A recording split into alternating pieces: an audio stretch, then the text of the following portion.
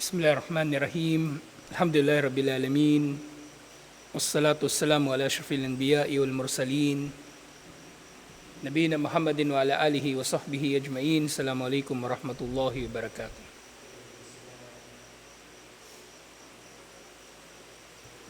So inshallah sirah at tinatalakay natin yung mga unang bahagi ng pagiging propeta ni Propeta Muhammad sallallahu alaihi wasallam. Itong nakaraan na talakay natin na matapos yung pagdating ng mga naunang aya ng Suratul Alaq ay tumigil pansamantala ang pagdating ng mga wahi nang sa gayon ay maihahanda ni Propeta Muhammad sallallahu alaihi wasallam yung kanyang sarili. Pero pagkatapos ito ay nagpatuloy na nga yung pagdating ng mga kapahayagan. At ang mga scholar, hinati nila sa 7 uri o 7 baitang o 7 stages ang pagdating ng mga wahi kay Propeta Muhammad sallallahu alaihi wasallam. Masabi rin natin na 7 uri. Okay? So yung 7 na ito, so yung tinatawag nga na aqsamul wahi, ang mga uri ng mga kapahayagan. At ito ning bakit natin nasasabi na ito ay maaring maunawaan bilang uri? Kasi naunawaan natin ito na sa iba't ibang paraan na ito dumating ang wahi. Pero maaari rin nating maunawaan na iba't ibang baitang o antas kasi merong mga uri ng wahi ang dumating sa naunang bahagi ng pagkapropeta ni Propeta Muhammad sallallahu alaihi wasallam. Na yung una nga sa mga ito, ar-ru'yatus sadiqa, ar-ru'yas sadiqa, yung mga panaginip niya na nagkakatotoo. At ito ay nangyari doon sa unang bahagi, unang mga araw ng kanyang pagiging propeta. Pangalawa, ma kana yulkihil malak fi ru'ihi wa qalbihi min ghairi an yarahu.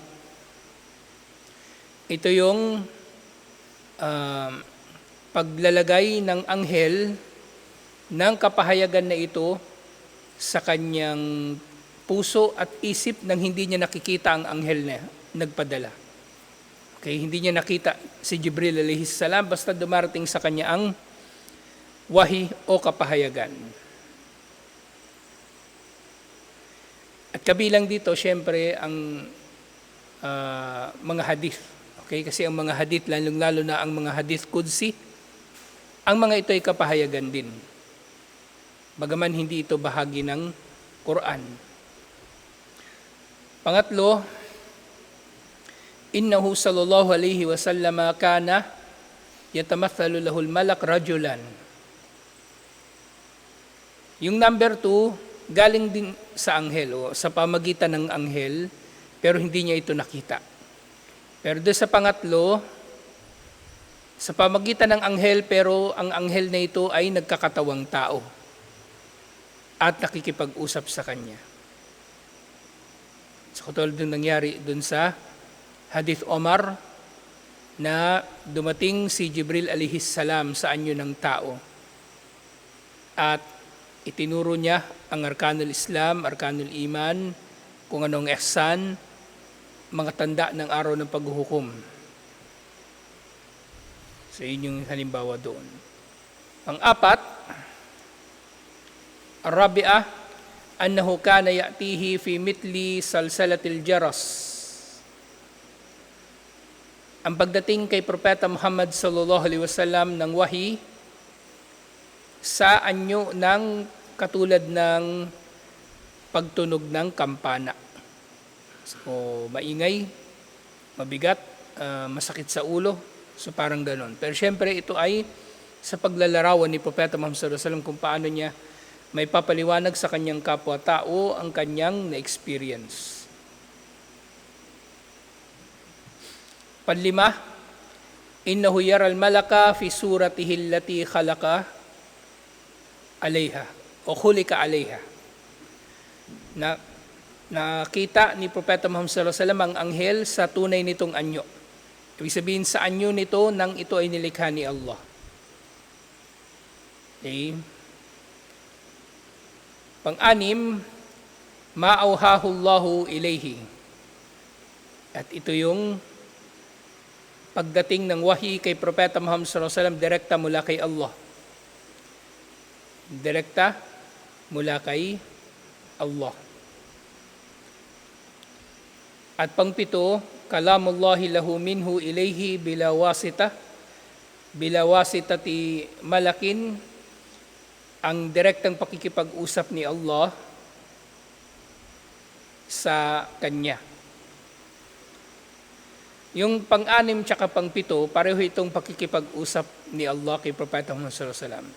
Pero pang-anim, ma'uhahu Allahu ilayhi wa huwa fawqas samawat. Pero ang tinutukoy dito, eksakto yung ipinahayag sa kanya habang siya ay nandun sa ikapitong langit. At dito iniutos yung sala, di ba? At ngayon din, ang direktang pakikipag-usap sa kanya ni Allah, na nangyari din yun siyempre sa Al-Isra wal Mi'raj. Nangyari din yun sa Al-Isra wal Mi'raj. Yung anim tsaka pang-pito, actually, hindi ko rin masyado maintindihan bakit pinaghiwalay pa sila. Kasi pareho naman sila dito na ng tinukoy ng direktang pakikipag-usap sa kanya. Pero maaring mangyari dito kasi dun sa pang-anim, ito ay yung mga kapahayagan, bukod dun sa Al-Isra wal Mi'raj, ito yung mga kapahayagan na direktang nanggaling kay Allah. Bawa niyan sa mga hadith Qudsi, salita talaga ni Allah mismo. Pero doon sa ikapito, baligtad pala.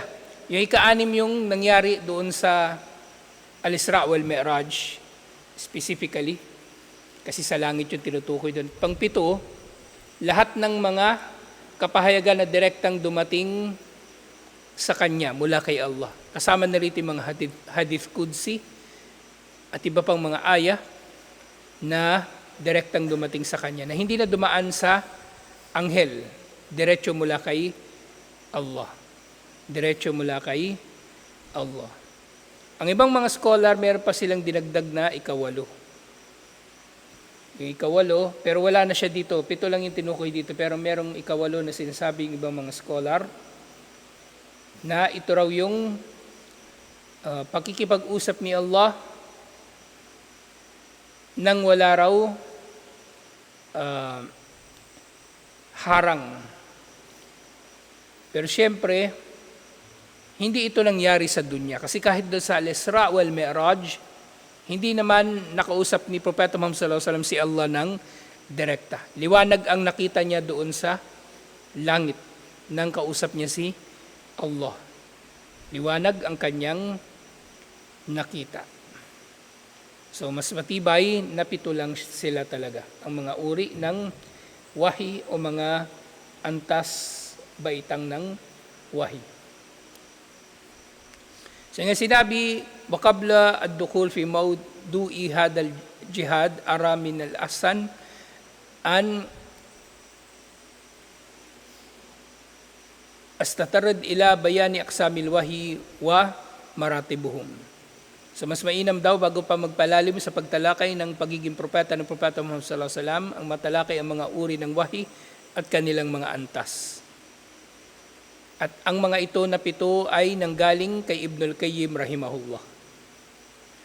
So nabanggitan natin yung 7. So yung una, ar-ru'ya as-sadiqah. So ito na yung naunawaan natin sa unang bahagi ng kanyang pagiging propeta.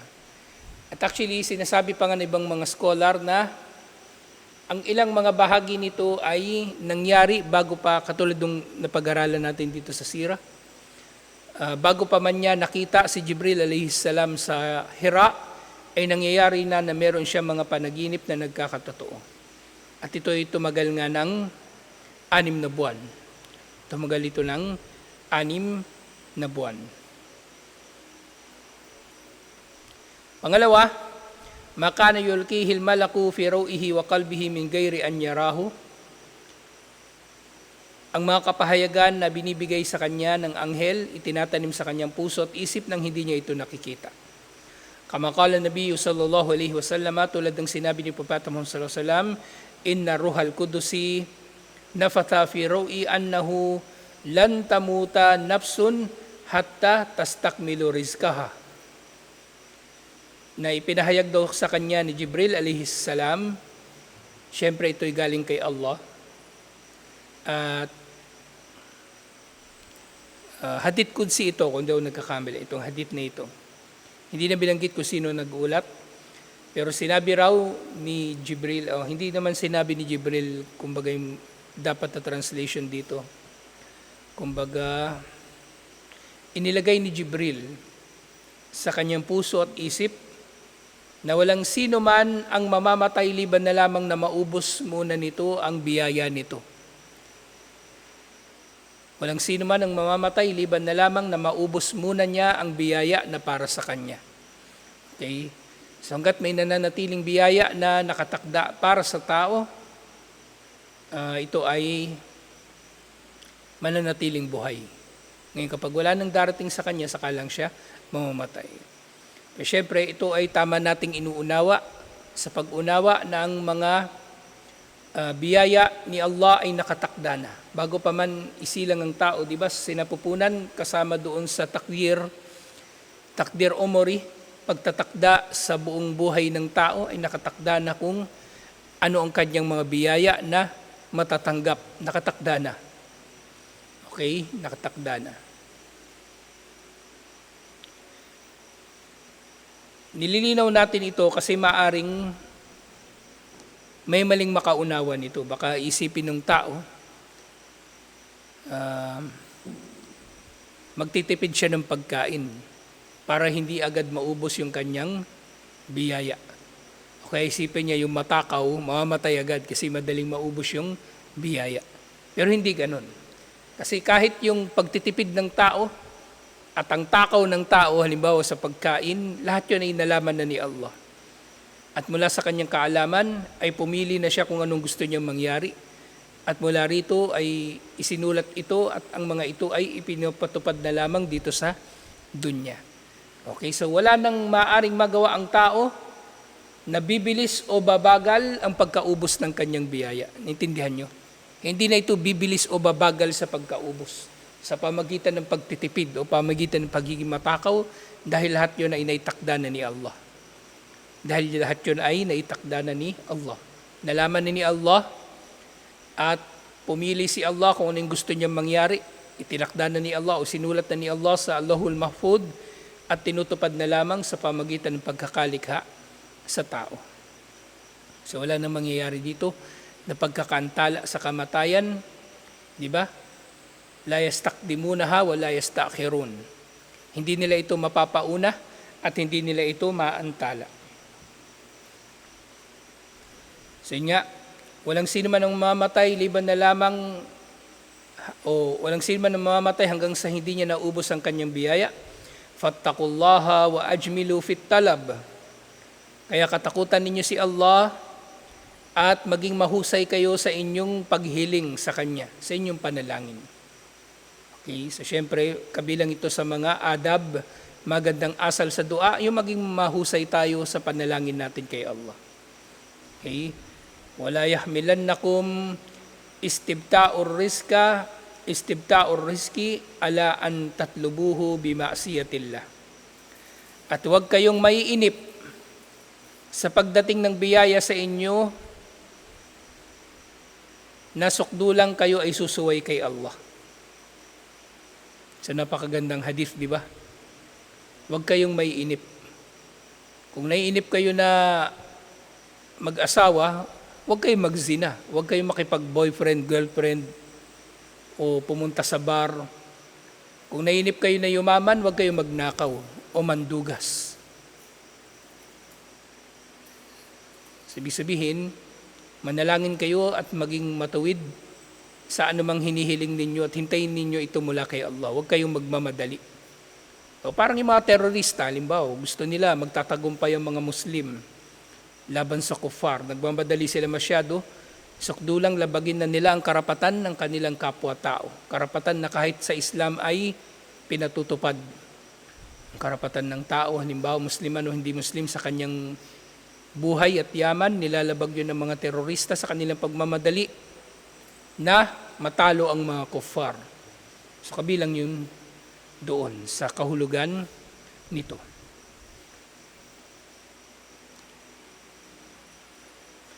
Fa inna ma indallahi la yanalu illa bita'a. Walang sino man ang mamamatay liban na lang na maubos muna niya ang biyaya sa kanya at maging mahusay siya sa paghiling kay Allah. At huwag kayong magmamadali o may inip, sukdulang kayo ay sumuway kay Allah. Dahil ang anumang tangan ni Allah na mga biyaya ay hindi makakamit liban na lamang sa pagsunod sa Kanya. Okay? Lahat ay makakamit lahat ay makakamit sa pamagitan ng pagsunod kay Allah. Pangatlo, innahu sallallahu alaihi wasallam kana yatamathalu lahu malaku rajulan fayukhatibuhu hatta ya'ya anhu ma yaqulu lahu. Ang anghel daw ay darating kay Propeta Muhammad sallallahu alaihi wasallam sa anyo ng tao at makikipag-usap sa kanya ng direkta hanggang sa maunawaan ni Propeta Muhammad sallallahu alaihi wasallam kung anong sinasabi ng anghel. Wa fi hadhihi martaba kana yarahu sahaba ahyanan. At sa uri ng wahi na ito ay nakikita ni Propeta Muhammad sallallahu alaihi wasallam si Jibril alayhi salam sa anyo ng sahaba. So yun nga, nalaman na natin na si Dihya Al-Kalbi ang minsan ginagaya ni Jibril alayhi salam ang anyo niya. Pero doon sa Hadith Omar, yung may Arkanul Islam, Arkanul Iman, so dumating nga si Jibril alayhi salam sa anyo ng tao na hindi nila nakikilala. So hindi si Dihya. Yung anyo na yun nang nagpakita si Jibril alayhi salam sa kanila. Pang-apat, annahu kana ya'tihi fi mitli salsalatil jaras, na dumarating ang wahi sa anyo ng dagundong ng kampana. So yung kampana na tinutukoy dito, malaking kampana, yung katulad sa simbahan. Okay, hindi yung kampana ng ice cream, hindi yun. Malaking kampana. Wa kana ashadduhu alayhi. At ito raw ang pinakamatinding wahi na dumarating sa kanya. Ibig sabihin, pinakanahihirapan siya. Fayaltabisu bihi al-malak, na sa mga ganitong pagkakataon, hinahawakan daw siya ng anghel, kaya ganun. Hatta anna jabinahu letafassadu arakan fil yawmi shadidil bard. So napakatindi ng dinadanas niya na hirap sa pagdating ng wahi sa ganitong anyo, hanggang sa siya ay pagpapawisan ng matindi sa kanyang noo kahit sa araw na matindi ang lamig. Wa hatta an rahalathu litabarraka bihi ila al-ard. Wa hatta an rahilatahu litabarraka bihi ila al-ardi idha kana raqibaha. At nangyari rin minsan na nakasakay siya sa isang camel at dumating sa kanya ang wahi sa ganitong anyo, napaluhod yung camel sa bigat. Napaluhod yung camel sa bigat. Walaqad ja'a al-wahi marratan kadhalika wa faqdahu ala faqdi Zaid bin Thabit. At nangyari rin na dumating minsan ang wahi sa ganitong anyo at ang kanyang hita ay nakapatong sa hita ni Zaid bin Thabit. Fathaqalat alayhi hatta kadat tarda. At nabigatan masyado si Zaid bin Thabit sa hita ni Propeta Muhammad sallallahu alaihi wasallam hanggang sa inakala ni Zaid bin Thabit na napinsala yung kanyang hita o kaya nabalian o napilayan. So ganun katindi yung pang-apat na uri. Panlima, annahu yara al-malaka fi suratihi allati khulika alayha. nakikita ni Propeta Muhammad sallallahu alaihi wasallam si Jibril alayhis salam. Ang lahat ng anghel dito na tinutukoy actually si Jibril alayhis salam. Kasi siya naman talaga yung nagdadala ng wahi. So nakita niya si Jibril alayhis salam sa tunay na anyo nito, na malaki at merong 300 na pares ng pakpak. Payuhi ilayhi masya Allahu an yuhi. At ipinapahayag sa kanya ang anumang naisin ni Allah na ipahayag sa kanya. Wahada waqa'alahu marrataini. 2 beses itong nangyari. Kama dakarallahu dalika fi suratin Najm. Katulad na nabanggit ni Allah sa suratul Najm, sa 2 beses ito nangyari. Sa unang bahagi ng pagiging propeta ni Propeta Muhammad sallallahu alaihi wasallam, at pangalawa sa Al-Isra wal Mi'raj, nang nakita niya si Jibril alayhis salam sa Sidratul Muntaha, sa pinakadulong puno, sa pagitan ng Khalq at ng Paraiso, yung pinakadulong puno ng Sidr doon, sa dulo ng nilikha, kumbaga nakabila nito ay ang Paraiso na. Pang-anim, ma'auhahu Allahu ilayhi wa huwa fawqus samawati laylatal mi'raji min fardis salati wa gayriha. Ang pagkipag-usap sa kanya ni Allah habang siya ay nasa ikapitong langit, doon sa tinatawag na Mi'raj, yung pag-akit niya sa langit, at kabilang dito ang pag-oobliga sa sala at iba pang katulad nito. At yung pang-pito, na mas general na pakikipag-usap sa kanya ni Allah ng direkta at walang tagapamagitan, walang anghel, kumbaga. Kalamullahi lahu minhu ilayhi bila wasita. Bila wasitati malakin kama kallamallahu Musa.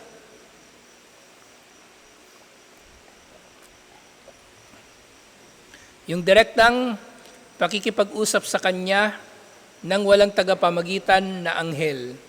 Katulad kung paanong kinausap ni Allah si Musa alayhis salam. Wa hadhihi martabatun hiya thabitatun li Musa qat'an binassil Quran. So, ito ay isang bagay na unique kay Musa alayhis salam. Siyempre, bukod pa kay Propeta Muhammad sallallahu alaihi wasallam, na siya ay kinausap ni Allah ng direkta ayon sa nababanggit sa Quran. Wa thubutuha li nabiyyina sallallahu alaihi wasallam huwa fi hadith al-Isra.